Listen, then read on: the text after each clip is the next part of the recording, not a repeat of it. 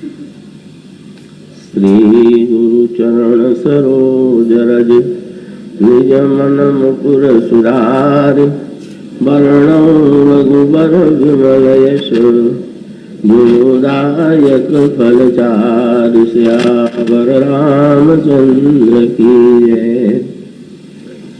राम कथा मंदाकिनी चित्रकूट चितचारु तुलसी सुभग स्नेह बन सिय रघुवीर विहार। श्री राम कथा रस के पिपासु महानुभाव भक्तिमती देवियों, आइए अब पूरी तन्मयता और एकाग्रता से आपके समक्ष जो दोहा पढ़ा गया है और उसमें कथा के तत्व की ओर जो संकेत दिया गया है उसे हृदयंगम करने की चेष्टा करें।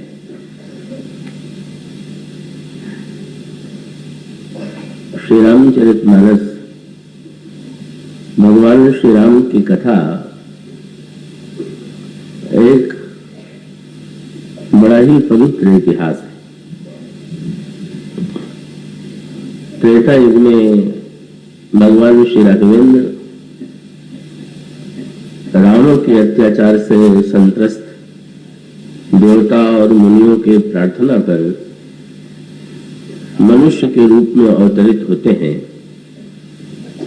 और रावण का वध करके उनके द्वारा राम राज्य की स्थापना की गई। और इस अर्थ में रामायण हमारा सर्वोत्कृष्ट इतिहास है। पर जब श्री राम की कथा इतिहास के स्थान पर कथा शब्द का प्रयोग करते हैं तो उसका एक विशेष तात्पर्य है। जब हम और आप इतिहास की किसी गाथा को पढ़ते हैं तो उसमें आनंद की अनुभूति होते हुए भी तीन प्रकार की दूरियां हमारे मन में होती हैं। एक तो काल का व्यवधान, जब इतिहास का वर्णन किया जाता है तो काल को बड़ा महत्व दिया जाता है कि किस संवत में या किस सन में या कितने वर्ष पहले ये घटना घटित हुई। तो सुनने या पढ़ने वाले व्यक्ति के सामने एक दूरी तो काल की, और जब किसी इतिहास पुरुष का वर्णन पढ़ते हैं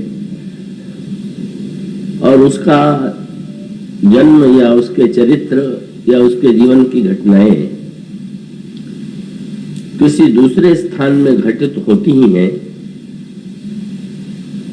तो देश की दूरी भी हमारे मन में होती है। और इसी प्रकार से तीसरी दूरी व्यक्त की। इतिहास के पात्र थे किंतु आज वे नहीं, और इतिहास के पात्र यदि थे भी तो वे हमसे भिन्न थे। तो इतिहास में जो तीनों दूरियां हैं उन दूरियों के निराकरण का कार्य कथा के द्वारा होता है। कथा का विशेष अभिप्राय यह है, इतिहास का तात्पर्य है व्यक्ति को भूतकाल में ले जाना, और कथा का तात्पर्य है भूतकाल को वर्तमान में ले आना। इन दोनों में सूत्रात्मक ये मुख्य भिन्नता है। और इसका अभिप्राय ये है, अभी जो दोहा आपके सामने पढ़ा गया है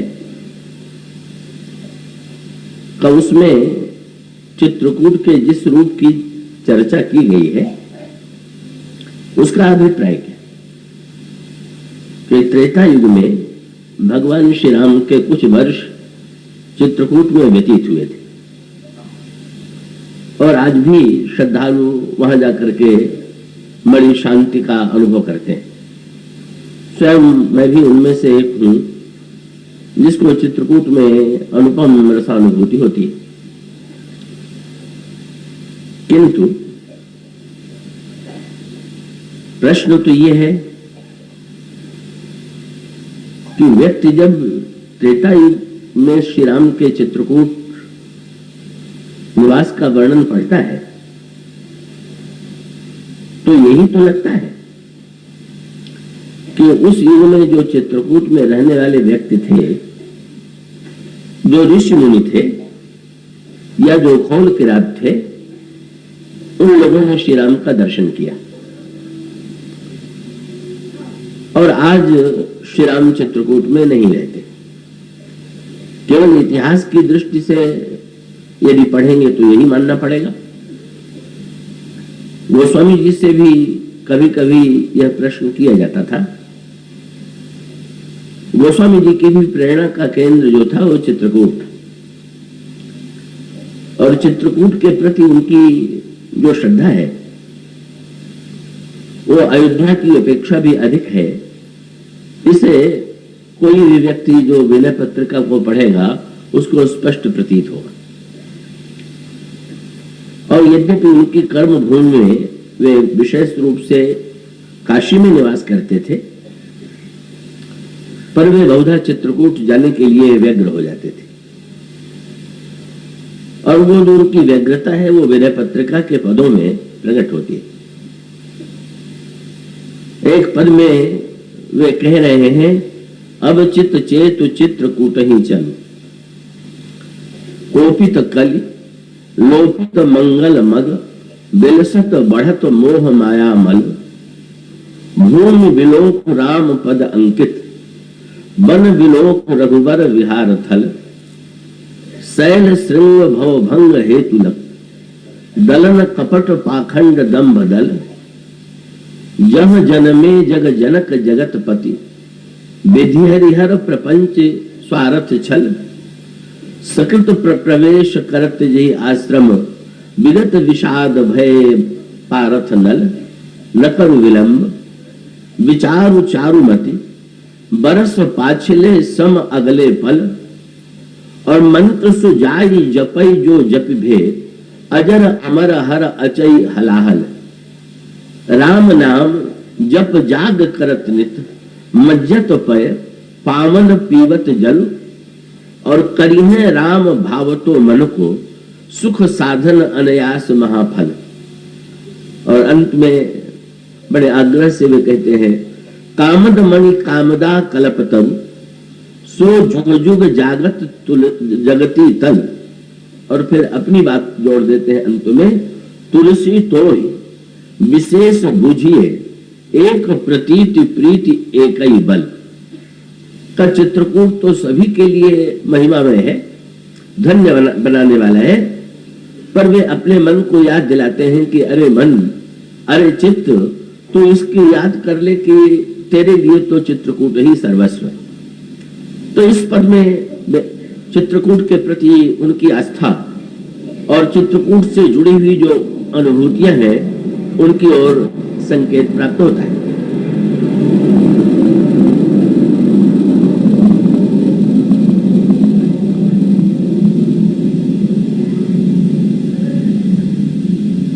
पर गोस्वामी जी की चित्रकूट के प्रति जो यह ललक है, व्याकुलता है,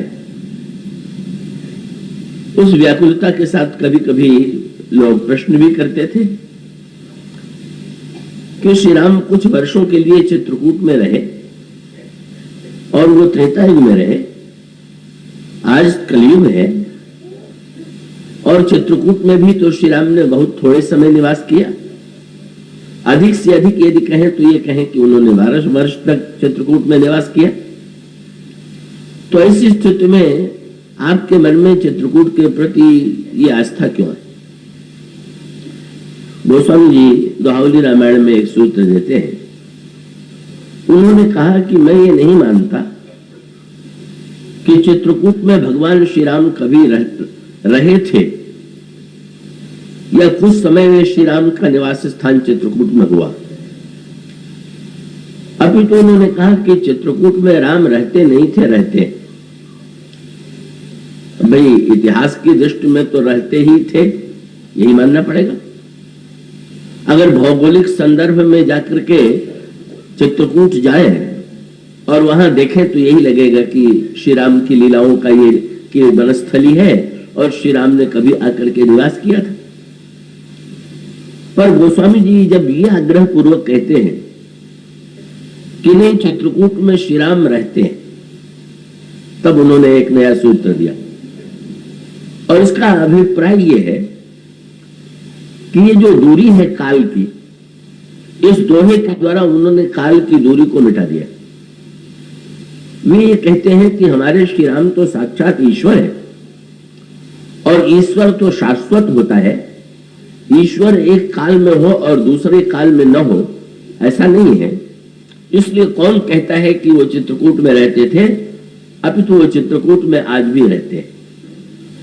और फिर उनसे पूछा गया कि पर हम लोगों को तो चित्रकूट में नहीं दिखाई देते। तो उन्होंने तुरंत कहा कि कुछ वस्तुओं को देखने के लिए केवल दृश्य की आवश्यकता नहीं है, दृष्टि भी चाहिए। और ये बात सत्य भी है का आकाश में इतने ग्रह नक्षत्र हैं, पर उन्हें हम पूरी तरह से अपनी आंखों से उनके स्वरूप को नहीं देख सकते। और यहां भी सारे वातावरण में ऐसे भी सूक्ष्म जीव हैं।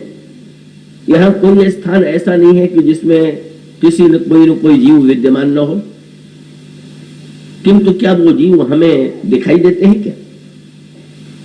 और तब यही तो कहा जाता है कि ग्रह नक्षत्रों को देखने के लिए दूरबीन की आवश्यकता है और इन सूक्ष्म जीवाणुओं को देखने के लिए का ऐसा अणुवीक्षण यंत्र चाहिए कि जो उस छोटे से जीव को बड़े रूप में देखने के लिए हमारी दृष्टि के साथ कार्य कर सके। तो फिर जब सृष्टि में ही ऐसी वस्तुएं हैं कि जो हम अपनी आंखों से नहीं देख पाते, ऐसी स्थिति में यदि ईश्वर को हम देखना चाहें तो भाई ईश्वर को देखने के लिए भी तो ये पता लगाना पड़ेगा कि ईश्वर को देखने के लिए कैसी दृष्टि चाहिए। जब ये कहा जाता है कि चित्रकूट में तुलसीदास जी को भगवान श्री राम का दर्शन हुआ, कितनी बड़ी बात कह दी गई, आप जरा गहराई से विचार कीजिए। जब गोस्वामी जी भगवान श्री राम के वनगमन का वर्णन करने लगे तो उन्होंने बड़ा अनोखा वाक्य लिखा। अयोध्या वाले विलाप कर रहे हैं व्याकुल, और गोस्वामी जी कहते हैं कहूं राम वनगमन सुहावा, मैंने भगवान राम के सुंदर वनगमन का वर्णन किया। इतनी बड़ी दुर्घटना हो गई, इतनी अशांति और पीड़ा अयोध्या में फैल गई, और गोस्वामी जी बिना किसी संकोच के लिखते हैं कि मैंने श्री राम के सुंदर वनगमन की चर्चा की। अब उसमें रसानुभूति कहां है? और वो रसानुभूति ये है कि गोस्वामी जी अगर इस रूप में अनुभव करें कि त्रेता युग में श्री राम गए थे, स्त्री पुरुषों ने, कोल किरातों ने, ग्रामवासियों ने उनका दर्शन किया था, तो पढ़ करके अच्छा लगता है। प्रश्न तो यह है कि भाई सचमुच जिन लोगों ने दर्शन किया उन्हें आनंद की अनुभूति हुई। वो तो बड़ा मीठा प्रसंग आता है जब श्री भरत भगवान श्री राम लंका से लौट कर आए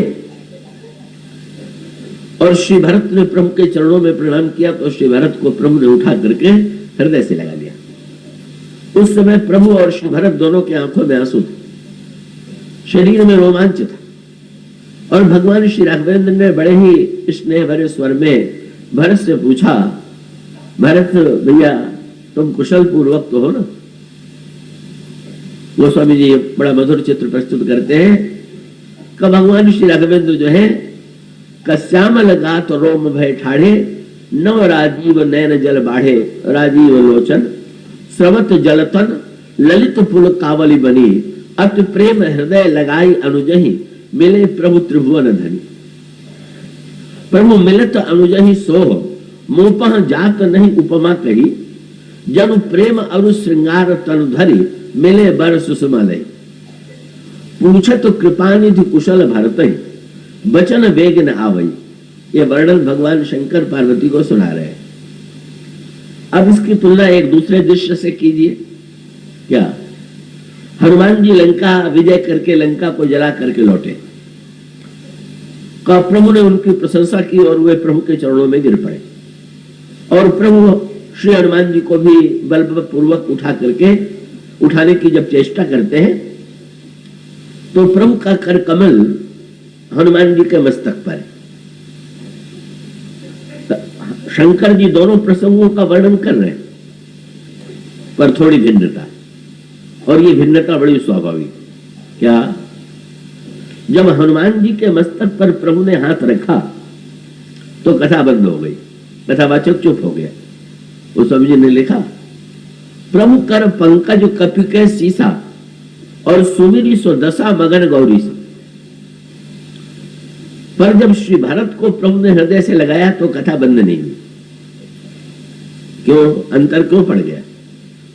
उसमें सूक्ष्म अभिप्राय ये है कि श्री भरत और श्री राम के मिलन का दृश्य देख करके भी बड़ा आनंद आ रहा, पर जो अनुभूति हनुमान जी के प्रसंग में शंकर जी को हो रही है, का वो अनुभूति श्री भरत के प्रसंग में उतनी अधिक नहीं। उसमें रसानुभूति की मात्रा में भेद है। और उसका अभिप्राय क्या? जब पार्वती जी ने भगवान शंकर से पूछा कि भगवान राम ने जब श्री भरत को हृदय से लगाया तो आप बताइए तो कि श्री भरत को और श्री राम को कितना सुख मिला। तो शंकर जी ने कहा, सुन शिवा सो सुख बचन मनते भिन्न। पार्वती वो सुख जो है वो वाणी का विषय नहीं, मन से भिन्न है। पार्वती जी ने कहा, महाराज ये तो टालने वाली बात है। अंततु गत्वा जब वर्णन करने वाला है तो अनिर्वचनीय ब्रह्म के चरित्र का जब वर्णन करेगा तो वचन में तो लावेगा। तो ऐसी परिस्थिति में आप वर्णन क्यों नहीं करते हैं? आप ये क्यों कहते हैं कि ये वचन मन से भिन्न है? तो बड़ा मीठा स्नेह भरा उत्तर शंकर जी ने दिया। शंकर जी ने कहा, पार्वती कितना आनंद आ रहा है, अगर ये जानना हो तो मुझसे मत पूछो, जाकर के श्री भरत से पूछो। सुन शिवा सो सुख बचन मनते भिन्न, जान जो पावई। भाई प्रभु लगा रहे हैं श्री भरत को हृदय से, तो उस श्री भरत को हृदय से लगाने की जो रसानुभूति है उसका पूरा आनंद श्री भरत को आवेगा कि मुझे कैसे आवेगा। इसलिए मैं तो तुम्हें उतना ही वर्णन सुना सकता हूं जो दर्शन का आनंद है। मिलन के आनंद का वर्णन तो श्री भरत ही कर सकते हैं, वो किसी व्यक्ति के बस का नहीं। और हनुमान जी के प्रसंग में जब हनुमान जी के मस्तक पर प्रभु का कर कमल आता है तो एक नई स्थिति आ गई। हनुमान जी कौन है? ये भगवान शंकर के ही अवतार है, और भगवान की सेवा का रस प्राप्त करने के लिए ही शंकर जी हनुमान जी के रूप में आए हुए हैं। और जब वो हनुमान जी प्रणाम करते हैं और प्रभु उनके मस्तक पर हाथ रखते हैं तो शंकर जी को केवल यही थोड़ी लगता है कि हनुमान के मस्तक पर प्रभु का कर कमल है। ऐसा लगता है कि जैसे मेरे ही सिर पर इस समय प्रभु का कर कमल है। कथा बंद हो जाने का अभिप्राय क्या कि जब कोई व्यक्ति का वर्णन करके किसी मिष्ठान्न का वर्णन भी किया जा सकता है, पर वर्णन तब तक किया जा सकता है जब तक मिष्ठान्न सामने, और सचमुच मिष्ठान्न अगर मुंह में हो जाए और वो स्वाद ले रहा हो और फिर कहिए कि सुनाइए कैसी मिठाई है, तो मिठाई का रस लेके आपको सुनावे, उसका मुंह तो उस रस से इतना वो तो प्रोत है कि वो सुनाने की स्थिति में नहीं। उसका अभिप्राय यह है कि भाई जहां हमें स्वयं उस पूर्ण सुख की अनुभूति नहीं होगी, का वहां पर जब भगवान शंकर जैसे महान भक्त और साक्षात ईश्वर के ही स्वरूप जब वो ये कह देते हैं कि सुन शिवा सो सुख बचन मनते भिन्न जान जो पावई, तो इसका अभिप्राय ये है कि अगर इतिहास में श्री राम से श्री भरत का मिलन हुआ या श्री हनुमान जी से प्रभु का मिलन हुआ, इसमें बहुत आनंद आता है। इसमें कोई नहीं है, इसमें कोई संदेह नहीं है कि भक्त लोग जब वो पढ़ते हैं, वो दृश्य देखते हैं तो गदगद हो जाते हैं। लेकिन कब वो समग्र रस की अनुभूति तो उसी व्यक्ति को होगी जो उन पात्रों के स्थान पर स्वयं को देख पावे। जब हमें ये अनुभव हो, बस कथा का उद्देश्य यही, कथा का उद्देश्य यह है कि इतिहास के पात्रों को जो उस काल में अनुभव हुआ, हम स्वयं उन रामायण के पात्रों में से ही कोई पात्र बन जाए। और सुविधा भी बहुत है। सुविधा क्यों है? इतिहास को बार बार नहीं दोहराया जा सकता, पर तो लीला को तो 1000 बार दोहराया जा सकता है। इतिहास में जो घटना घटी हुई है वो आवश्यक नहीं कि फिर से हो, पर नाटक के मंच पर जो घटना घटित हुई है उसको दोहराने में आप इतने स्वतंत्र हैं।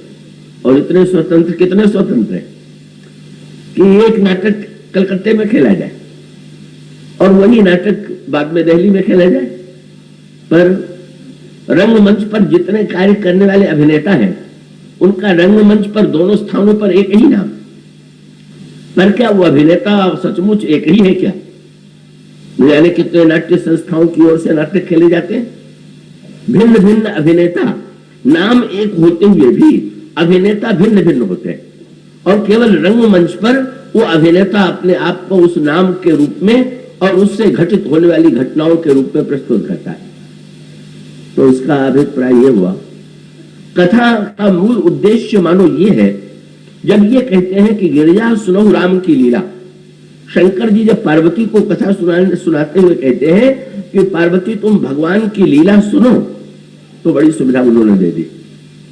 उसका अभिप्राय ये हुआ कि जब ये भगवान की लीला है, और बहुत एक और बड़ा सुंदर सूत्र दिया गया,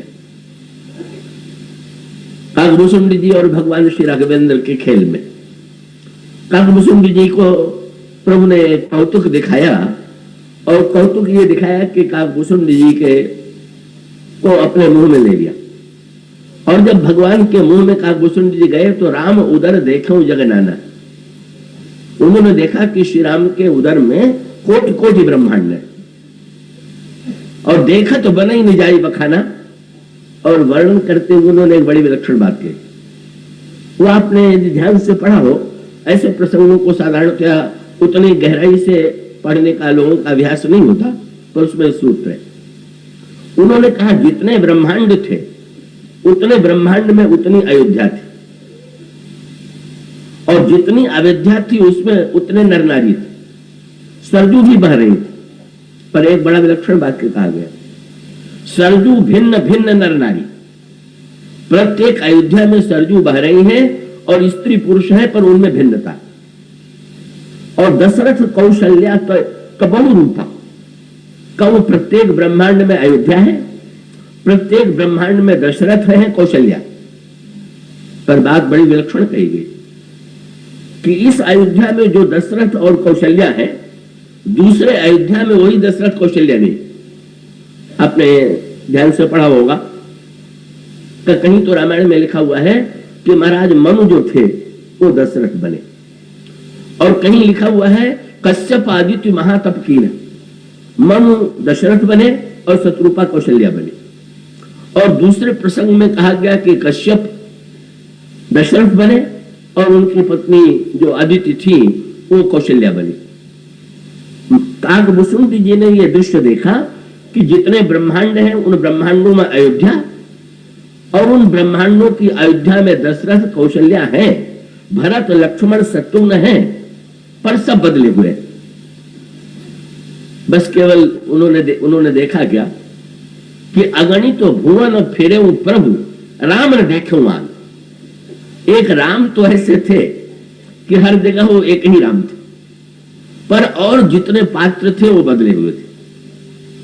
और उससे भी बढ़िया बात उन्होंने गरुड़ जी को ये बताया कि एक आश्चर्य में और आपको बताऊं कि मैं श्री राम के उदर में जितने ब्रह्मांडों में गया तो मैंने देखा कि राम जो है आंगन में खेल रहे, और मुझे आश्चर्य की पराकाष्ठा तो हो गई जब देखा कि उनके साथ साथ एक एक काकभूषुंडी वहां पर भी दिखाई दे रहे। बड़ी अद्भुत स्थिति हो गई।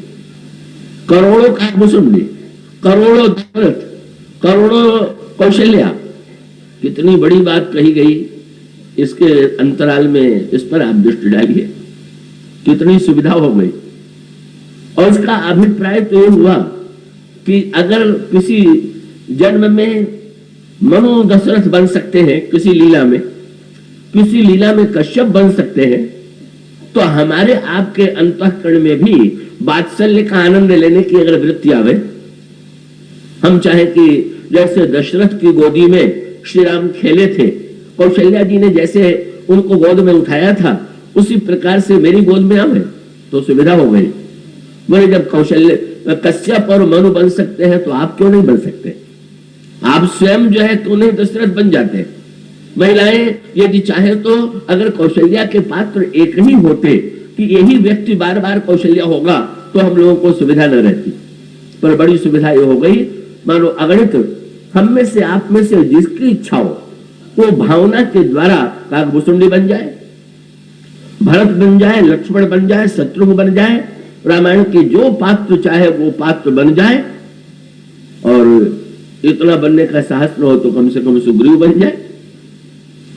ऐसी स्थिति में किसका अभिप्राय यह है कि ये रामायण में एक अनोखा सूत्र ये दिया गया कि उस अनुभूति को आप केवल इतिहास के रूप में पढ़िए ही नहीं, उसको सुन करके अपने जीवन में स्वयं प्रत्यक्ष रूप से उसका आनंद लीजिए, अनुभव कीजिए। और रामायण के इन पात्रों में से उन सारे पात्रों में से एक पात्र आप भी बन जाइए।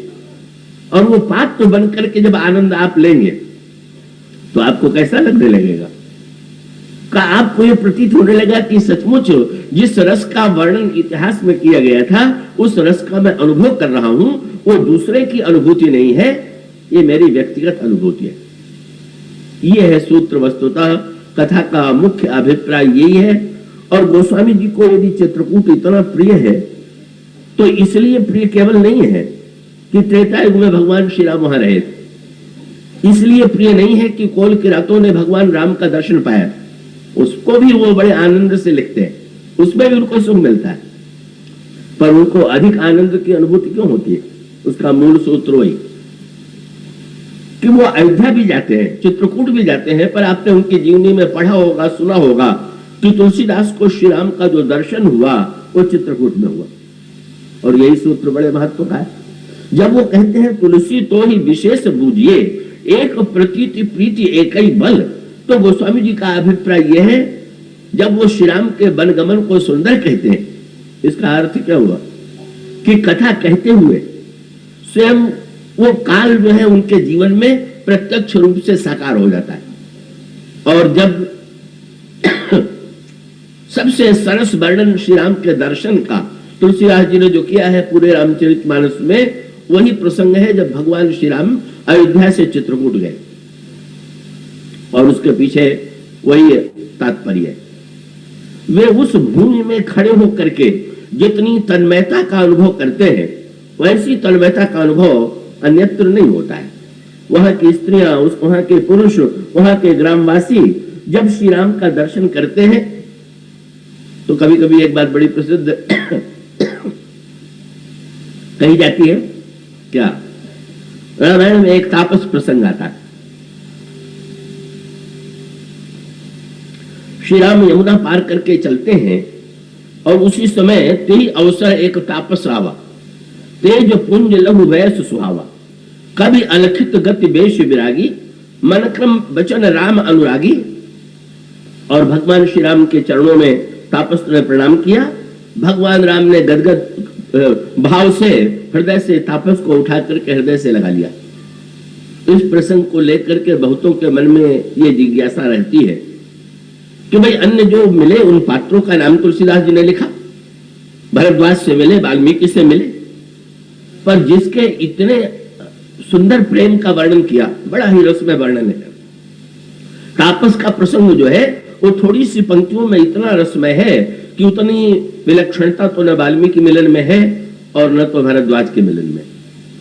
पर गोस्वामी जी नाम नहीं लिखते हैं।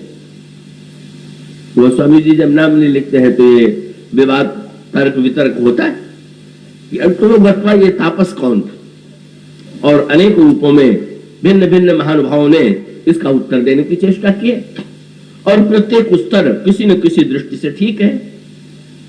पर एक उत्तर बड़ा भावपूर्ण है कि तापस और कोई नहीं है, स्वयं तुलसीदास। और उसका अभिप्राय क्या कि श्री राम को वन पथ में चलते हुए तुलसीदास को ऐसा लगता है क्या कि अरे सब प्रभु से मिल रहे हैं, अगर मैं नहीं मिला तो फिर हमारा आनंद अधूरा रह गया। और वो मानो स्वयं को तापस से तादात्म्य के रूप में जोड़ करके श्री राम से मिलन के आनंद की अनुभूति तापस के रूप में कर रहे हैं। एक जो उत्तर दिया गया है वो उत्तर अपने आप में बड़ा ही भावनात्मक है। और उसका अभिप्राय यह है कि चित्रकूट की उस भूमि में तुलसीदास जी का वर्णन जो है वो केवल श्री भरत और राम के मिलन का वर्णन नहीं है। श्री भरत और राम के मिलन के साथ साथ जब वो तापस और राम के मिलन का वर्णन करते हुए अपने और राम के मिलन का वर्णन करते हैं तो उनका अभिप्राय यह है कि वो चित्रकूट हमारे लिए विशेष महत्व का इसलिए है कि इसी भूमि में मुझे भावनात्मक अर्थों में भी उन्होंने दर्शन किया और प्रत्यक्ष रूप से भी। कई बार यह प्रश्न किया जाता है भगवान का दर्शन भावनात्मक होता है कि प्रत्यक्ष होता है, और उसका उत्तर यही है कि दोनों ही रूपों में होता है और दोनों ही रूपों में होना चाहिए। प्रत्यक्ष होने पर भी अगर भावनात्मक रूप से उनका दर्शन न हो तो दर्शन में ईश्वरत्व का अनुभव ही नहीं होगा। इसलिए भावना और प्रत्यक्ष दोनों वहां एकाकार हो जाते हैं। दर्शन की पद्धति यही। तो चित्रकूट में ही भगवान श्री राम का दर्शन श्री तुलसीदास जी को हुआ। उनकी जो कथा है, उनकी जीवन गाथा है, उसमें सूत्र आता है। और अन्य ग्रंथों में ऐसा लगता है कि जैसे स्वयं वे चित्रकूट में श्री राम से मिल रहे। ऐसी स्थिति में मानो गोस्वामी जी ने जिस रस का अनुभव किया वो देश, काल और व्यक्ति की दूरी मिट गई। श्री भरत से नहीं मिल रहे हैं, तुलसीदास से मिल रहे हैं। कब त्रेता युग में नहीं मिल रहे हैं, इस युग में मिल रहे हैं। और स्वयं उस रस का अनुभव गोस्वामी जी पूरी तन्मयता से करते हैं। गोस्वामी जी जब कथा की महिमा का वर्णन करते हैं तब उन्होंने ये जो सूत्र दिया बड़े महत्व का। क्या उन्होंने कहा, भाई चित्रकूट में यदि भगवान राम और सीता निवास करते हैं आकर के, और चित्रकूट में भगवान श्री राम और श्री सीता जी को, लक्ष्मण जी को इतने आनंद की अनुभूति होती है, तो मान लीजिए अब और भी उन्होंने उसको और सरल और हमारे निकट पहुंचाने की चेष्टा की। और यह है कथा की भूमिका। क्या कि चित्रकूट की महिमा सुन करके आप में से किसी व्यक्ति के हृदय में व्यग्रता हो, व्याकुलता हो, और वो जाए और जाकर के वो धन्यता का अनुभव करे, उसे सुख मिलेगा। लेकिन यहां जो इतनी बड़ी संख्या में लोग हैं, प्रत्येक व्यक्ति चित्रकूट जाने की स्थिति में नहीं होता, सबके लिए संभव नहीं होता। और उसके पश्चात वहां जाने पर भी अगर स्वयं में ही श्रद्धा और भावना की कमी है तो शायद व्यक्ति को उतने आनंद की अनुभूति न हो। मुझे स्मरण आता है एक सज्जन के समक्ष में चित्रकूट की दिव्यता का वर्णन कर रहा था। वो सुनकर के प्रभावित हुए, मेरे परिचित थे, और वो चित्रकूट गए। जब वो कुछ दिनों बाद मुझसे मिले तो कहने लगे, कहाँ आपने भेज दिया? न दुकानें हैं कोई ठीक, न खाने का कोई प्रबंध है, और न तो कोई सुविधा है। मैंने कहा कि मैंने भूल की, आपको भेजना ही मेरी भूल थी, मैं स्वीकार करता हूँ। और इसका अभिप्राय ये हुआ कि भाई आप अगर एक विशेष प्रकार की मनोस्थिति और श्रद्धा लेकर के नहीं जाएंगे और उन वस्तुओं को वहां ढूंढेंगे जो वस्तुएं आपको बड़े नगरों में सुलभ हैं, तो आपको असुविधा और कष्ट की अनुभूति होगी। ऐसी स्थिति में जाकर के भी आप वो रसानुभूति नहीं करेंगे।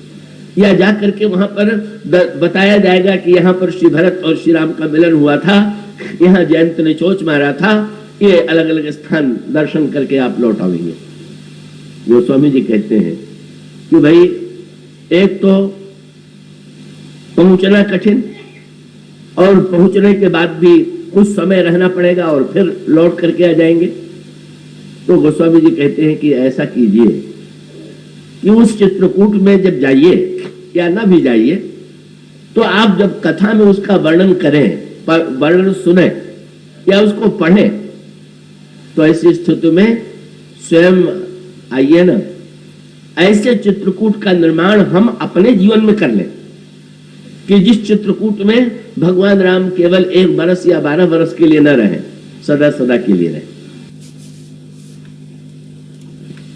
मंदाकिनी नदी की आवश्यकता है, पर्वत की आवश्यकता है और वन की आवश्यकता है। और जब तीनों हमारे अंतःकरण में बन जाएगा तो श्री राम सीता सहित आकर के उसमें निवास करेंगे।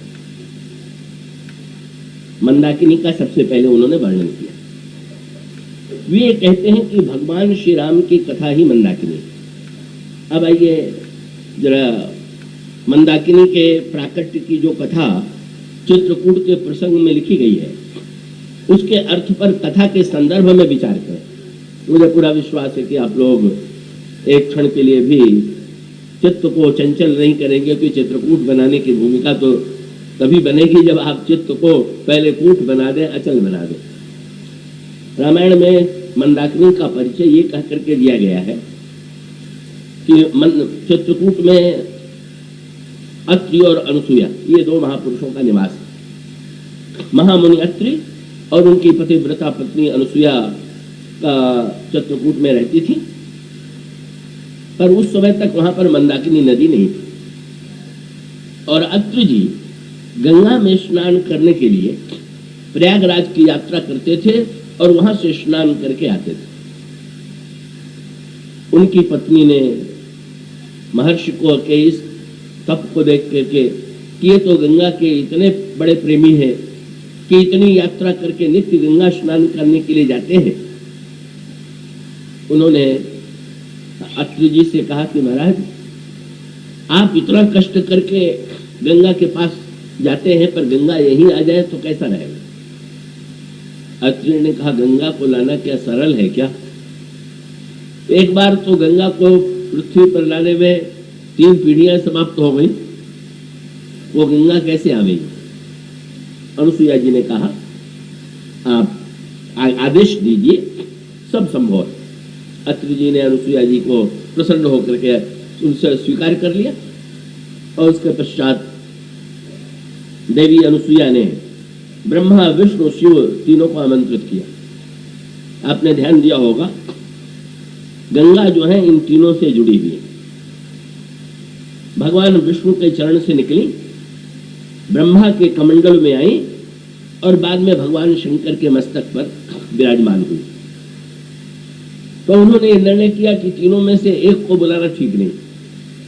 उन्होंने तीनों को बुलाया और तीनों से अनुरोध किया कि हमारे पतिदेव को बड़ा कष्ट होता है नित्य यात्रा करने में, आप गंगा की एक धारा चित्रकूट में प्रवाहित कर दीजिए। और तीनों ने अनुसुईया जी के इस अनुरोध को स्वीकार करके गंगा की धारा को वहां प्रवाहित किया। और गंगा की यही धारा उस समय उनका नाम मंदाकिनी के रूप में रखा गया। रामायण में आपने वो पंक्तियां पढ़ी होंगी। भगवान श्री राघवेंद्र वन की ओर प्रस्थान करते हैं और जब महर्षि वाल्मीकि से वे प्रश्न करते हैं कि मैं कहाँ रहूं, तो महर्षि वाल्मीकि ने उनसे चित्रकूट में रहने का अनुरोध किया। और उस समय जब उन्होंने चित्रकूट की महिमा बताई तो उन्होंने एक तो ये बताया कि चित्रकूट की ये विशेषता है कि वहां मंदाकिनी बहती है। और उन मंदाकिनी का परिचय देते हुए उन्होंने जो वाक्य कहा वो आपने पढ़ा होगा, सुरसरी धार नाव मंदाकिन, जो सब पोतक पातक डाकिन, और वेद पुराण समस्त बखानी, अत्रि प्रिया निज तप बल आनी। ये गंगा की एक धारा है जो समस्त पापों को नष्ट करने वाली है और जिसको अत्रि की प्रिया अनुसुईया जी अपने तप के बल से ले आई। ये है मंदाकिनी का परिचय। आइए कथा के संदर्भ में जरा इस पर विचार करें। क्या मंदाकिनी गंगा की धारा, गंगा कौन है? तो गोस्वामी जी का वो सूत्र आपके ध्यान में होगा जहां वो गंगा की तुलना करते हैं राम भक्ति जहां सुरसरी धारा। भगवान की मंगलमयी भक्ति जो है वही गंगा की धारा। और मंदाकिनी क्या है? यह है राम की कथा। इसका तात्विक अभिप्राय हुआ कि भक्ति जो है और कथा ये दोनों एक दूसरे से अभिन्न है, पर दोनों में अंतर है। जैसे महर्षि अत्रि को गंगा जी तक पहुंचने के लिए प्रयत्न करना पड़ता था, ये भक्ति का साधनात्मक रूप। इसका अभिप्राय यह है, जहां तपस्या पूर्वक स्वयं चल करके गंगा में स्नान करके धन्यता प्राप्त करते हैं। और भगवान की कथा क्या है? ये मानो भक्ति की जो धारा है उसको सुलभ बनाने की चेष्टा है। और उसका अभिप्राय यह है कि कथा एक ऐसा साधन है कि जहां पर आप किसी साधन के बिना भी भक्ति गंगा को प्राप्त करने में समर्थ हो जाते हैं। कथा श्रवण कर लेना, जीवन में उतारना, उससे प्रेरणा लेना, ये तो एक अलग बात है, ये तो लाभ की बात है ही है। पर केवल कथा श्रवण अगर ठीक ठीक कर दिया जाए तो इतने मात्र में व्यक्ति के जीवन में भक्ति रस का उदय होगा। ये आग्रह जो है श्री रामचरितमानस में किया गया। गंगा की धारा मंदाकिनी, और इसी प्रकार से भगवान के भक्त की जो धारा है, उस भक्त की धारा की जो एक धारा है वही है कथा। अब इन दोनों के मूल तत्व पर ध्यान दें। जब गंगा के रूप में, पहले गंगा आती है धरती पर और गंगा की धारा मंदाकिनी है, तो यदि हम गंगा के रूप में भगवान की भक्ति को पाना चाहें तो क्या उपाय? उसका सूत्र यही है कि भगवान के चरणों में गंगा जो है वो तो सर्वदा निवास करती, किंतु जब तक गंगा चरणों से प्रकट नहीं की गई तब तक वो लोग के लिए उनकी पवित्रता का अनुभव नहीं हुआ। बहुत सुंदर सूत्र है। कथावाचक कौन है? कवि कौन है का जो कथा की या भक्ति की गंगा को का पहले ले आवेगा? और उसका सूत्र यही है कि भगवान का चरण, भगवान जब बामन से विराट बने, यही है भक्ति का तत्व। हमारे आपके जीवन में भक्ति का अनुभव तब होगा जब हम भगवान के विराट रूप का दर्शन करें। भगवान का विराट माने भगवान की महिमा, ऐसी महिमा की जिसमें भगवान ने सारे ब्रह्मांड को 2 पग में नाप दिया। और उस समय हमारे जीवन भगवान की महिमा को देखने का अभिप्राय क्या है? व्यक्ति की सबसे बड़ी समस्या है अभिमान। और अभिमान व्यक्ति इसीलिए होता है व्यक्ति को कि जब वो अपने से छोटे को देखता है। इसलिए अभिमानी व्यक्ति जब अभिमान करेगा तो अपने से किसी न किसी छोटे को देखेगा और अपने से छोटे व्यक्तियों को ढूंढ लेना संभव होता है। पर अगर इस अभिमान से छुट्टी पाना चाहे तो छुट्टी पाने का उपाय क्या? तो छुट्टी पाने का उपाय ये है कि जैसे अपने से बड़े को देखें तो क्या अभिमान करें, और अपने से बड़ों को देख करके भी शायद ईर्ष्या हो जाए। छोटों को देख करके हम लोगों के जीवन में अभिमान आता है और अपने से बड़ों को देख करके ईर्ष्या आती है। तो दोनों तरफ संकट है। छोटे को देखे तो एक विकार आ गया और बड़े को देखा तो दूसरा विकार आ गया। अब इसका उपाय क्या? का भाई अभिमान और ईर्ष्या दोनों से अगर मुक्ति पाना है तो एकमात्र उपाय ये है कि आप अगर छोटापन देखना है तो अपना देखिए और बड़ापन देखना है तो भगवान का देखिए। अपने में हम कितने लघु हैं, जब ये अनुभव हमारे अंतःकरण में होगा तो हमारा अभिमान गलित हुए बिना नहीं रहेगा। जैसे ब्रह्मा को अनुभव हुआ कि अरे जिस ब्रह्मांड को मैं इतना बड़ा समझता था वो कितना छोटा है कि भगवान के एक पग में ही सारा ब्रह्मांड समा गया। तो लघु गाथा आपने सुनी होगी। किसी सज्जन ने बड़ा भव्य भवन बनवाया, बड़े समृद्धशाली थे, किसी महात्मा को उन्होंने आमंत्रित किया और वो बड़े गर्व से दिखाने लगे। महात्मा के हृदय में दया आई, इन्होंने मुझे बुलाया और इनके अंतःकरण के दोष को अगर न मैं मिटाऊं तो मेरे बुलाने की क्या सार्थकता है। उन्होंने जानबूझ करके एक कार्य किया। जब उनको ले जा करके बैठने के कक्ष में बैठाया गया तो वहां पर विश्व का मानचित्र टंगा हुआ था और उन्होंने पूछ दिया महात्मा ने उन सज्जन से, ये क्या है? उन्होंने कहा महाराज ये विश्व का मानचित्र है, पृथ्वी।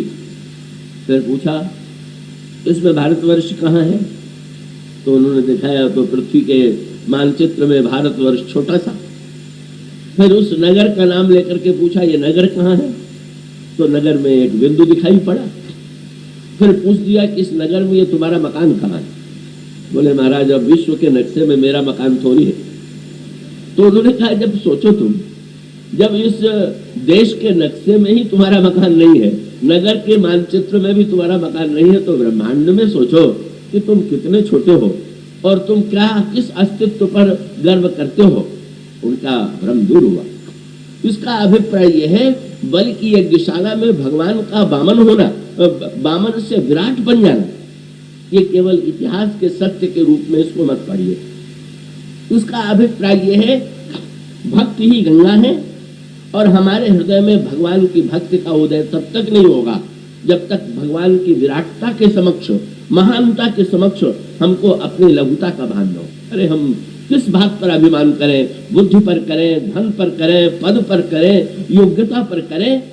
अरे इस विराट के रोम रोम प्रति लागे कोटि कोटि ब्रह्मांड, अगणित रवि शशि शिव चतुरानन, बहुगिर सरित सिंधु मही कानन, काल कर्म गुण ज्ञान स्वभाव, सो देखा जो सुना न काबू। जब इस विराट रूप को देखें और फिर विराट रूप को देखने के साथ साथ कमंडल और जल है कि नहीं? विराट रूप को तो दुर्योधन ने भी देख लिया। दुर्योधन की सभा में भगवान जब गए तो दुर्योधन ने निर्णय किया कि कृष्ण को बंदी बना लिया जाए, और जब वो बंदी बनाने के लिए चले तो भगवान ने अपना विशाल रूप प्रकट कर दिया। पर क्या वहां पर गंगा जी प्रकट हुई क्या? विराट तो दुर्योधन की सभा में भी बन गए। न तब दुर्योधन भयभीत हो गया, माथे पर पसीना आ गया और भगवान कृष्ण दुर्योधन की सभा से अंतर्ध्यान हो गए और अंतर्ध्यान होकर विदुर के घर चले गए। दुर्योधन थोड़ा शांत हुआ तो हंसा। कारण भाई देखा तुमने, इस कृष्ण में कोई और विशेषता हो चाहे नहीं हो, पर ये जादूगर बहुत बड़ा है। देखो क्या जादू दिखा दिया, बड़ा इंद्रजाली है। और इसका अभिप्राय क्या कि भगवान का विराट रूप तो सबके सामने। आप विचार करके देखिए, तुलसीदास जी से किसी ने पूछा भगवान तो दिखाई नहीं देते, तुलसीदास जी ने कहा तुम देखना नहीं चाहते हो? और उन्होंने तुरंत कहा नयनन निरख कृपा समुद्र हरि अग जग रूप भूप सीतावर। ये सारा ब्रह्मांड क्या है? ईश्वर ही तो इस रूप में दिखाई दे रहा। उसका अभिप्राय ये हुआ कि हमारे पास कमंडल और जल नहीं होगा तो गंगा प्रकट नहीं होगी। कमंडल क्या? ब्रह्मा है बुद्ध के देवता, और कमंडलु मानो विचार जो है वही ब्रह्मा का कमंडलु, और उसमें जो जल भरा हुआ है वही प्रश्न है। महत्व किसका है? वो विवाद वही जो कि रामचरितमानस में जनकपुर में छिड़ गया। जब कोहबर में सखियों से श्री राम से व्यंग विनोद हुआ और सखियां श्री राम से कहने लगी कि लगता है तुम तो बड़े गर्वीले हो और इसीलिए तुम अपनी ओर छोड़ करके दूसरे की ओर दृष्टि उठा के भी नहीं देखते, लेकिन ये गर्व करने की आवश्यकता नहीं है। जरा एक बार सीता जी को देख लो, और सीता जी को देखने की भी आवश्यकता नहीं। गर्भ करहु रघुनंदन जनि मन माय आपन मूरत देखहु सिय की छाया। देखना है तो ऐसे अपने को मत देखो, सीता जी की छाया में अपने को देख लो। मानो तुम्हारा रूप तो ऐसा प्रतीत होता है कि जैसे तुम सीता जी की श्याम छाया हो, हमारी गौरांगी सीता उनकी श्याम छाया तुम हो, ऐसा प्रतीत होता है। प्रभु तो मुस्कुरा करके चुप रहे, पर लक्ष्मण जी ऐसी सरलता से हार मानने वाले नहीं। लक्ष्मण जी ने कहा कि अच्छा आप लोगों को वो दिन भूल गया जब धनुष नहीं टूट रहा था और जनकपुरवासी कितने दुखी थे। अगर हमारी प्रभु की भुजा में वो सामर्थ्य न होती कि धनुष तोड़ करके उन्होंने कष्ट दूर न किया होता तो आप लोगों की क्या दशा होती। आप लोग धनुष यज्ञ के दिन को याद कर लीजिए। पर जनकपुर की सखियां भी उतनी हठीली थी उन्होंने कहा कि तब पुष्प वाटिका की याद तुम भी कर लो। क्यों? बोले उस दिन तो फूल तोड़ने गए थे तुम दोनों भाई, और जब फूल तोड़ करके श्री राम निकले पुष्प लता कुंज से तो क्या दशा हो गई। भाल तिलक श्रम बिंदु सुहाए, प्रभु के हाथों में फूल का दोरा था और माथे पर पसीने की बूंद। व्यंग किया, जिसको फूल तोड़ने में पसीना आ गया वो धनुष तोड़ सकता है? तब कैसे टूट गया?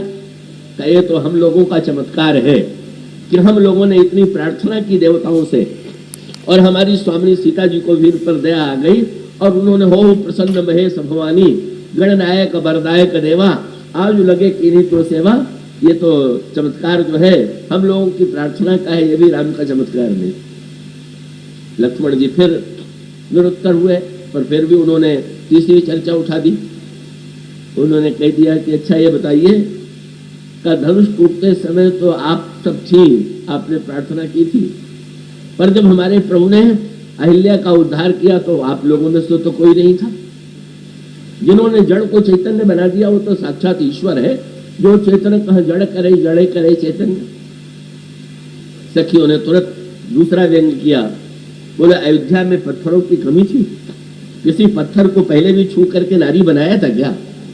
तब सखियों ने कहा देखो चमत्कार चरण में नहीं था, धूल में था। धूल के और धूल वो थी जो जनकपुर के मार्ग की धूल थी। तो ये सारा चमत्कार तो इस भक्त के मार्ग का है, इस नगर के मार्ग का है, चमत्कार तो धूल में। पर ऐसा एक प्रश्न आया कि विवाद जो है जहां का तहां रुक गया। लक्ष्मण जी ने कहा कि धूल तो न जाने कब से थी और वो अहिल्या धूल में ही पड़ी हुई थी।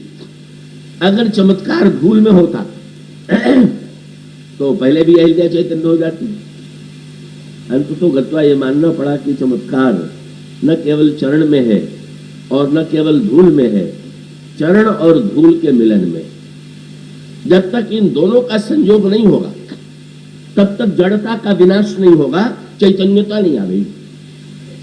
और इसका सांकेतिक अभिप्राय ये है, वहां पर जो धूल है वो क्या है, इसका उसी अहिल्या की स्तुति में आप वर्णन पाएंगे। अहिल्या कहती है पद कमल परागा रस अनुरागा मम मन मधुप करई पाना। जैसे कमल के ऊपर जो धूल होती है उसी का नाम पराग है। इसी प्रकार से जब हमारे अंतःकरण में धूल जैसी ऐसी वृत्ति हो जाए कि जहां पर भक्ति रस का अनुराग का संचार हो और उस चरण ईश्वर की महिमा और व्यक्ति के अनुराग और भक्ति का जब मिलन होता है तो अहिल्या का उद्धार होता है। और यही संकेत यहां पर है। गंगा कहां है? चमत्कार किसमें है? जल में कि चरण में? चरण से गंगा निकली तो ऐसा लगता है कि चरण का चमत्कार है, पर चरण तो पहले भी था। पर नहीं, अगर ब्रह्मा का कमंडल और कमंडल में जल नहीं होगा और कमंडल के जल से चरण का संस्पर्श नहीं होगा तब तक गंगा का प्राकट्य नहीं होगा। और इसका अभिप्राय क्या?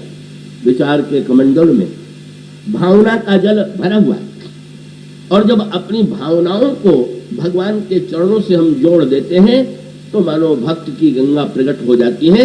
अगर हमारे हृदय में विचार नहीं है, हमारे अंतःकरण में भावना नहीं है और उसे हम भगवान के चरणों से जब तक जोड़ते नहीं है तब तक भक्ति की गंगा का प्राकट्य नहीं होगा। तो मानो पहला सूत्र यही है कि अगर राम की कथा भक्ति है तो भगवान राम की भक्ति गंगा है, तो उस गंगा का प्राकट्य जैसे हुआ वैसे ही इस भक्त की गंगा को भी जीवन में लाने की आवश्यकता है।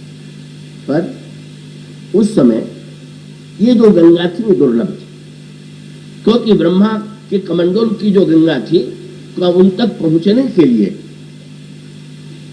जब कोई व्यक्ति ब्रह्मलोक में जाए तब न ब्रह्मा के कमंडल की गंगा मिले, तो ये तो साधारण व्यक्ति के लिए संभव नहीं। तो ये भक्ति साधना की दुर्लभता है। यह एक सूत्र मैं आपके सामने कह दूं कि कहीं तो ये कहा गया कि भक्ति अत्यंत दुर्लभ है और कहीं कहा गया कि भक्ति अत्यंत सुलभ है। दोनों बातें परस्पर विरोधी प्रतीत होती हैं, पर अगर आप विचार करके देखें तो दोनों ठीक है। ब्रह्मा के कमंडल की जो गंगा थी वो दुर्लभ थी, पर ब्रह्मा के कमंडल की गंगा जब भगीरथ के प्रयत्न से नीचे उतरी, भगवान शंकर के मस्तक पर आई, हिमालय पर गिरी, गंगोत्री के माध्यम से जब वो नीचे की ओर उतरी तो क्या हुआ कि नीचे आना जो है क्या है इसका नाम, इसके लिए दो शब्द हैं। नीचे उतरना पतन भी हो सकता है और नीचे उतरना अवतरण भी हो सकता है। और उसका अभिप्राय कोई गिर पड़ा तो नीचे वो गिर पड़ा, और स्वयं अपनी इच्छा से अगर वो लोक कल्याण के लिए स्वयं उतरा तो वो अवतार हुआ। और उसका अभिप्राय कि ब्रह्मा के कमंडल की जो गंगा थी वो दुर्लभ थी, और भक्त भी जो है उनकी दुर्लभता। ब्रह्मा के कमंडल की गंगा कौन सी है, जिनका वर्णन तुलसीदास जी ने विनय पत्रिका में किया। रघुपति भगति करत कठिनाई, कहत सुगम करनी अपार, जाने सोई यही बनाई। और कैसा विलक्षण दार्शनिक वर्णन है। वे कहते हैं भक्ति कौन करेगा, कहते हैं भगवान के चरण का अनुभव करने के लिए क्या चाहिए। उस पद को आप पढ़िए तो विचार और अनुराग का अनोखा सूत्र आपको मिलेगा। उसमें गोस्वामी जी कहते हैं रघुपति भगति करत कठिनाई, कहत सुगम करनी अपार, जाने सोई यही बनी आई। और वो बता रहे हैं वो भक्ति कब आवेंगे, सूत्र दिया उन्होंने, सकल दृश्य निज उदर में भी। पहला सूत्र उन्होंने दिया क्या, बोले इस संसार में जो सारा दृश्य दिखाई दे रहा है पहले उसको पेट में समेट लीजिए। अब ये वाक्य ही बड़ा विचित्र हो गया, पहली जैसा। भाई संसार में बाहर घर बाहर जितनी वस्तुएं हैं, मित्र हैं, परिचित हैं, सब बाहर ही तो है। अब उसको पेट में कैसे समेट लेंगे। पर उन्होंने कहा कि जब तक पेट में समेटने की कला नहीं आवेगी तब तक आप भक्ति के अधिकारी नहीं। पेट में समेटना माने मनुष्य के दुख का एकमात्र कारण ये है, मनुष्य के दुख और सुख के मूल में है ममता। ममता के द्वारा ही व्यक्ति सुखी होता है और ममता के द्वारा ही व्यक्ति दुखी होता है। और ममता का जितना विस्तार होता जाता है का उतना व्यक्ति के दुख का विस्तार भी होता जाता है। ऐसी स्थिति में ममता की समस्या का समाधान क्या है। का दिन में व्यक्ति जागता रहता है और रात्रि के समय सोने चलता है तो भी सो नहीं पाता है, चिंता के कारण, व्याकुलता के कारण। और उसका एकमात्र कारण यह है कि उसका संसार बाहर की ओर फैला हुआ है और उसको सोते समय भी ये चिंता बनी हुई है कि ये जो हमारा संसार है ये जागने के बाद हमें ज्यों का त्यों मिले। ममता ही इसके मूल में विद्यमान। इसलिए हनुमान जी ने इसका समाधान दिया ना। जब रावण ने कहा कि बंदर की पूंछ में कपड़ा लपेट करके घी तेल डाल करके आग लगा दो, तो राक्षसों को आश्चर्य हुआ। बंदर के इतने अंग हैं, न नाक काटने की आज्ञा, न कान काटने की, ये पूंछ को ही मिटाने की चेष्टा। तो रावण ने कहा मैं चाहता हूं कि इसको पूरा दुख मिले। और दुख तभी मिलता है जब व्यक्ति की ममता पर चोट आती है। तो कपि कह ममता पूछ पे, सबही कहु समझाए, तेल बोरी पट बांध पुरी, पावक देव लगाए। बहुत बढ़िया सूत्र है। रावण ने कहा बदला लेने का और दुख देने का उपाय यही है कि पता लगाओ कि इस व्यक्ति की ममता कहां है और उसकी ममता को किसी प्रकार से कपड़े से ढक करके उसमें घी तेल डाल करके आग लगा दो। और उसका अभिप्राय है कि जहां ममता होगी वहां पर रावण ने एक वस्तु और जोड़ दिया। घी तेल संस्कृत में स्नेह को कहते हैं। जहां ममता है वहां स्नेह, और वस्त्र का अभिप्राय है जहां पर ममता है वहां आवरण आए बिना नहीं रहता। व्यक्ति दूसरों के दोष को बड़ी पैनी दृष्टि से देखता है, पर ममता का वस्त्र जो है ऐसा ढकने वाला है। इसका अभिप्राय है ममता में आवरण है, स्नेह है। रावण दुख देने की कला में बड़ा निपुण है। और रावण ये कहता है कि इस बंदर की पूंछ में, बंदर की सबसे अधिक ममता पूंछ में होती है, इस पर कपड़ा लपेटो, घी तेल डालो, आग लगा दो, और तब ये अपने आप हमको उपदेश देने का फल पा जाएगा। आपने पढ़ा हनुमान जी ने क्या किया। जब हनुमान जी के पूंछ में कपड़ा लपेटा जाने लगा, घी तेल डालने लगा, तो हनुमान जी ने अचानक अपनी पूंछ को बढ़ाना प्रारंभ किया। बाढ़ी पूछ कीन कपि खेला। हनुमान जी की पूछ बढ़ती जा रही है, लंका के घरों से कपड़ा आ रहा है, घी तेल आ रहा है, लेकिन वो पूछ इतनी लंबी है कि न कपड़ा उसको ढक पा रहा है और न तो घी तेल पूरी तरह से इसको डुबो पा रहा है। हनुमान जी ये क्या दिखा रहे थे रावण? ये रावण के वाक्य का उत्तर है। हनुमान जी ने पहले तो बढ़ाया और सारी लंका के सारे गोस्वामी जी ने कहा, रहा न नगर बसन घृत तेला, बाढ़ी पूछ कीन कपि खेला। लंका के सारे राक्षसों के घरों से कपड़ा आ गया, घी आ गया, तेल आ गया, पर सब मिलकर के भी न हनुमान जी की पूछ को ढक पाया और न तो घी तेल हनुमान जी के उसको सींचा जा सका। अचानक जब रावण ने कहा कि अच्छा नहीं पूरी तरह ढका है तब भी तो आग लगा दो, तो आग लगाई गई तो हनुमान जी ने अचानक पूछ को छोटी बना लिया। आश्चर्य हुआ रावण को, ये क्या जादूगरी का खेल दिखा रहा है, कभी पूछ को लंबी बना दिया, कभी फैला दिया। ये हनुमान जी महान तत्वज्ञ है और रावण के रूप में ऐसा शिष्य, रावण शंकर जी का शिष्य है। हनुमान जी रावण को उत्तर देना चाहते हैं कि भाई तुम ममता को जला करके दुखी करना चाहते हो पर मुझे दुखी नहीं कर पाओगे क्या? बोले अगर किसी व्यक्ति को 2 कला जीवन में आ जाए तो कोई उसको दुख नहीं दे सकता क्या? बोले या तो इतना ममता को फैला दो कि अंत में ईश्वर तक वो ममता पहुंच जाए। का इतनी लंबी ममता हो गई कि अब ममता का केंद्र कौन हो गया?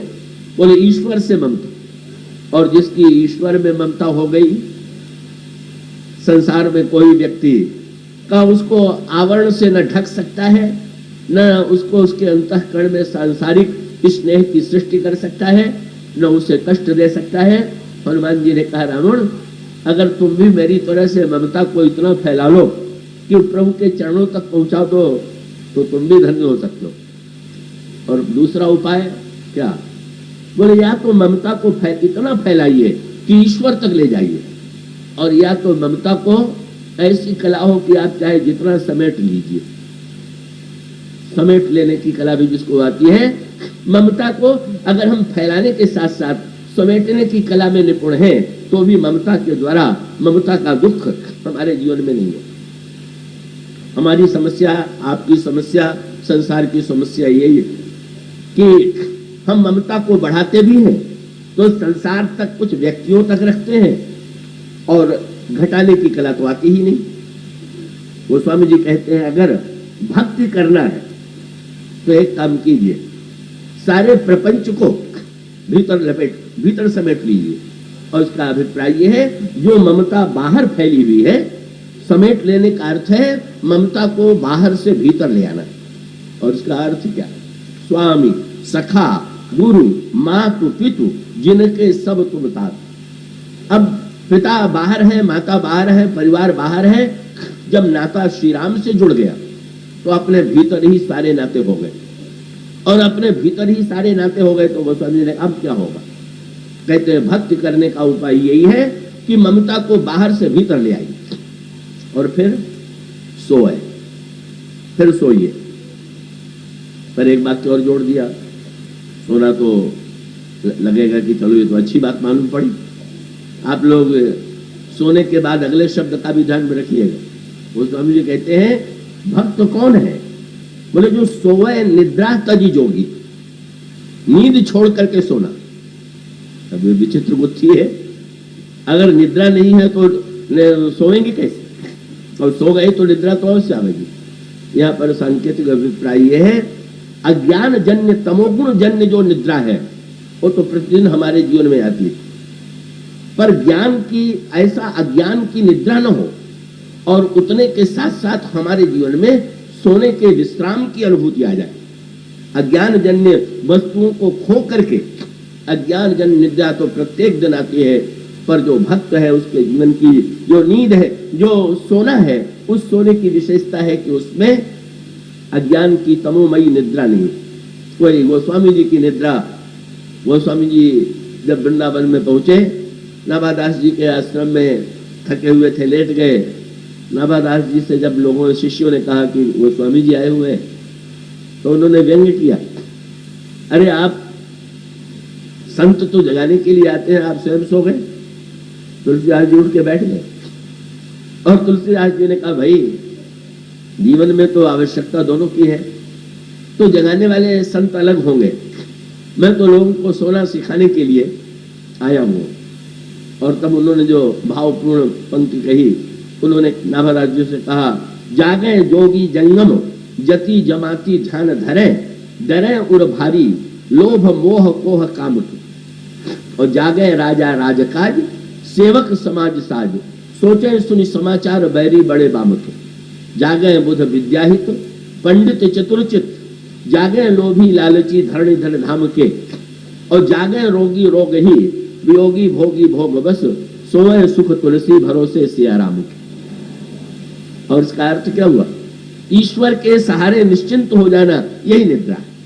और इसके लिए किसी तमोमयी अज्ञान की स्थिति की आवश्यकता नहीं। गोस्वामी जी ने कहा, जब आप इस स्थिति में पहुंच जाएंगे, सकल दृश्य निज उदर मेली, सोए निद्रा तज योगी सोई हरिपद। यही है विचार के कमंडल की दुर्लभ गंगा। सोई हरिपद अनुभव परम सुख अतिशय द्वैत भी होगी। वही व्यक्ति भगवान के चरणों का उस अतिशय द्वैत से परे जो तत्व है, उसका उस पद का दिव्य अनुभव करता है। ये भक्ति की दुर्लभता है। किंतु भक्ति का सुलभ पक्ष भी तो लोक कल्याण के लिए चाहिए। और तब भक्ति की गंगा को क्रमशः नीचे उतरने की नहीं और कृपा हो, और कृपा हो, भक्ति और सुलभ हो जाए, इतनी ऊंचाई तक जा करके भक्ति करने वाले तो विरले व्यक्ति होंगे, तब ये गंगा अवतरित होती है। और गंगा अवतरित होकर के हिमालय से लेकर के बहती हुई सारे जीवों को पतित पावनी गंगा स्नान करा करके उनकी मलिनता को लेकर के स्वच्छता प्रदान कर रही। ये गंगा की धारा दुर्लभ से सुलभ होने वाली गंगा एक। और फिर मंदाकिनी के रूप में जो कथा की गंगा निकली, इसका अभिप्राय यह है कि आप में अगर विचार और भावना का दिव्य रस आपके अंतःकरण में है, तो भगवान की महिमा में चरण पर आप उस भावना को आरोपित कीजिए और भक्ति का आनंद लीजिए। पर अगर वैसा संभव न हो तो गंगा कैसे नीचे उतरे, और गंगा मंदाकिनी के रूप में चित्रकूट में कथा के रूप में कैसे आती हैं, इसकी चर्चा अब कल होगी। आज इतना ही। बोलिए सिया